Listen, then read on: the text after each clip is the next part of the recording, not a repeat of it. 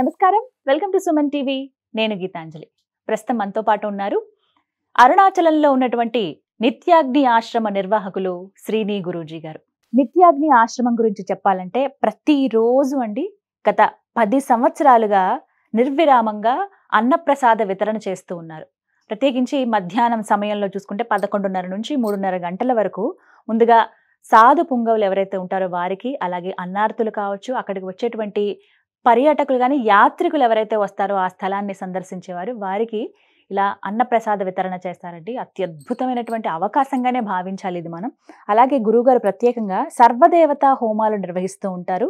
అలాగే మంత్రశాస్త్రం ఇవన్నీ కూడా ఎవరైతే భక్తులు ఆసక్తిగా ఉన్నారో వారందరికీ ఇవి నేర్పిస్తారు. సులువుగా ఇంట్లోనే మనందరం యజ్ఞం చేసుకునే విధంగా. యజ్ఞం అనగానే మనందరికీ ఒకటే ఆలోచన వస్తుంది, ఏదో పెద్ద ప్రాసెస్ ఉంటుందేమో. అలా కాకుండా కేవలం 10-15 నిమిషాల్లో సర్వదేవతల హోమం ఎలా నిర్వహించుకోవాలో, ఆ ప్రతిఫలాన్ని మనం ఎలా పొందాలో చాలా చక్కగా వివరిస్తారండి. ఇలా ఎంతో మందికి నేర్పించి భక్తి మార్గంలో నడిపించారని చెప్పడంలో అతిశయోక్తి కాదు.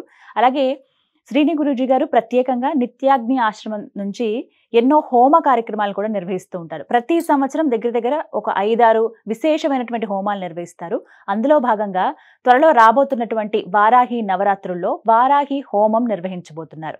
అసలు వారాహి అమ్మవారి గురించి, ఆవిడ ఉద్భవం కావచ్చు, ఎలా ఉంటారు అమ్మవారు, ఎలా అనుగ్రహిస్తారు, అసలు హోమాన్ని ఎలా నిర్వహించవచ్చు, ఎవరెవరు ఈ హోమంలో పాల్గొనొచ్చు, ఈ వివరాలన్నీ గురువు గారి మాటల్లో విని తెలుసుకుందాం.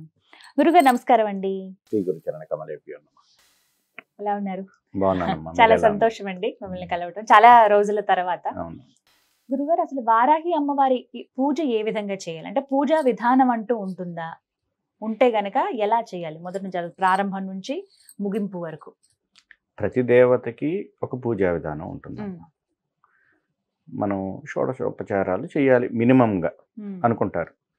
అంతకన్నా ఉపచారాలు కూడా ఉన్నాయి.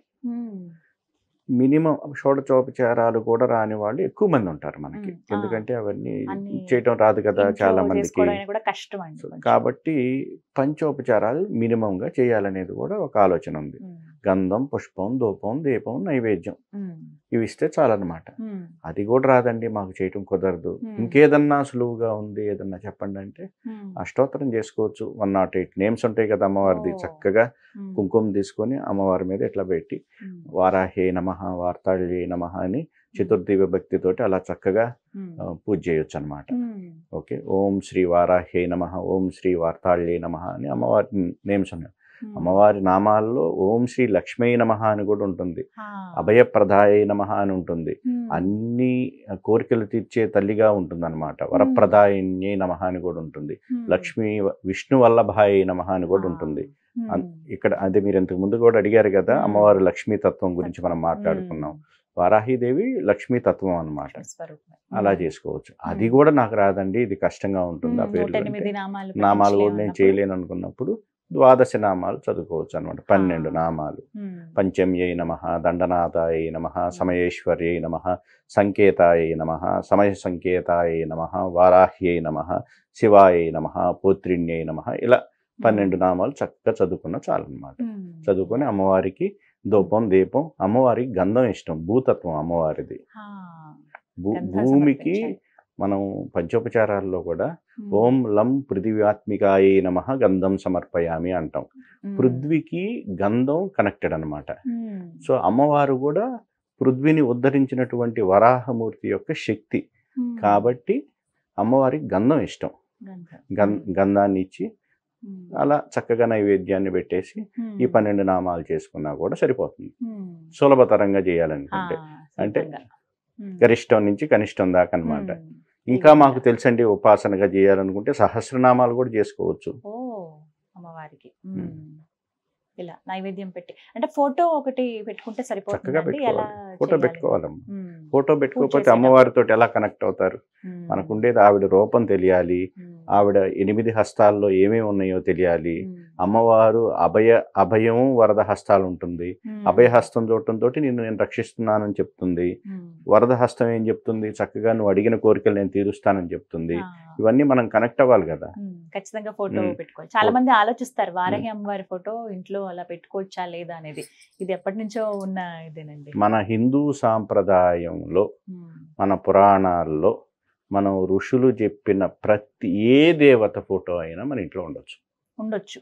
ఏ దేవత ఫోటో అయినా. అంటే ఉగ్రదేవత కాబట్టి అలా ఇంట్లో పెట్టుకోకూడదు, ఆడవాళ్ళకి కోపం ఎక్కువ వస్తుందని, ఇంట్లో గొడవలు వస్తాయని, ఇలా అసలు ఎన్ని నేను విన్నాను గురువు గారు. నిజమా అవన్నీ? ఉగ్రత్వం కోపాన్ని హరించి వేస్తుందమ్మా. ఉగ్రత్వం శత్రువుల మీదది.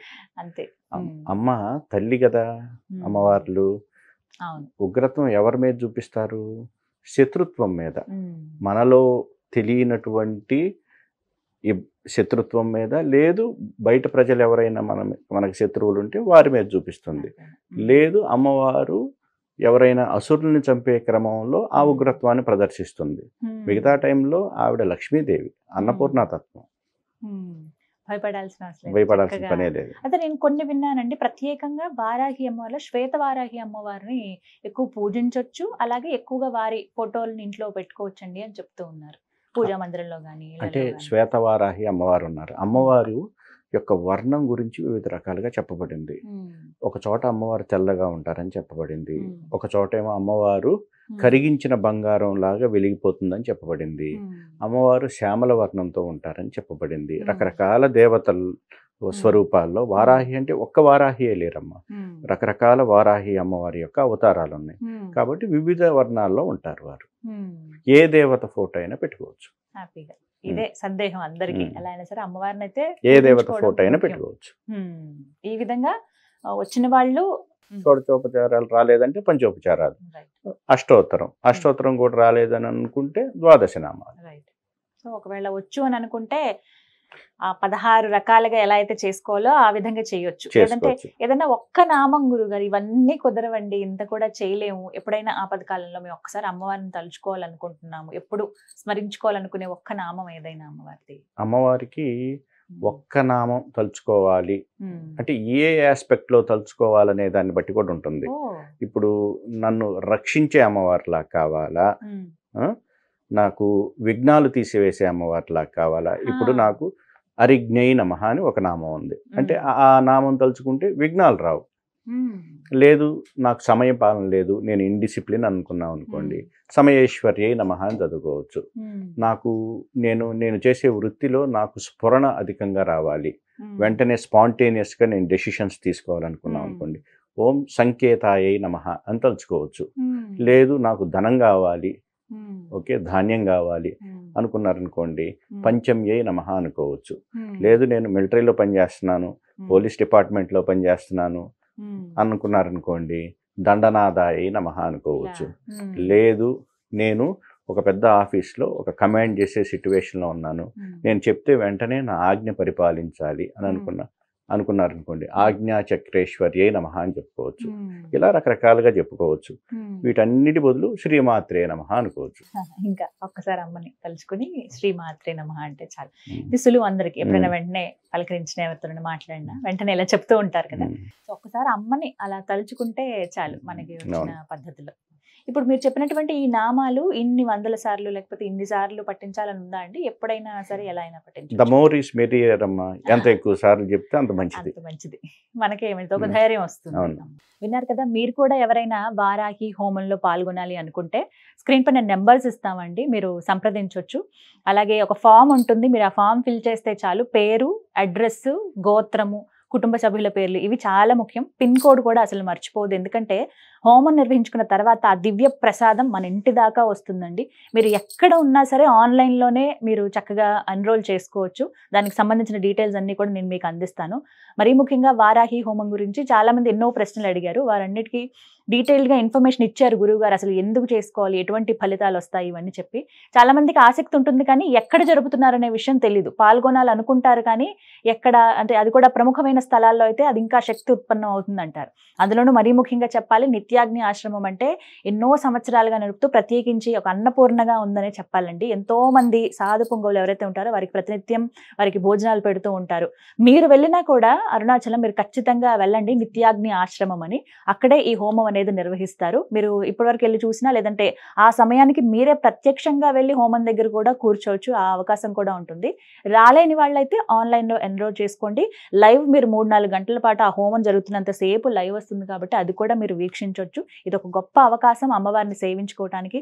మన కుటుంబ సభ్యులందరి పేరు మీద అక్కడ హోమం నిర్వహించడం అంటే అది మామూలు విషయం కాదు కదా! ఇది ఎన్నో సంవత్సరాలకో, ఎన్నో జన్మలకో మనం దక్కేటువంటి ఒక పుణ్య ఫలం ఇది. ఇందులో మీరు పాల్గొనాలి అనుకుంటే స్క్రీన్ మీద నంబర్స్ ఉన్నాయి. కాల్ చేయండి. నిత్యాగ్ని ఆశ్రమంలో జరిగేటువంటి ఈ వారాహి హోమంకి.